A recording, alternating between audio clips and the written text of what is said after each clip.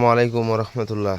রাশেদ ভাই, লোক নাই তো, একা একা কাজ করতে হয়, এই জন্য একটা ভিডিও করে দিব আপনারে।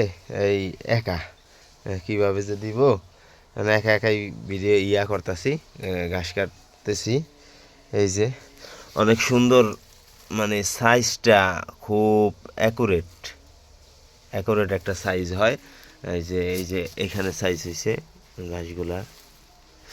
তো ওই যে আমি একটু কেটে আপনাকে দেখাইতেছি। এই যে সুন্দরভাবে কাটতেছে।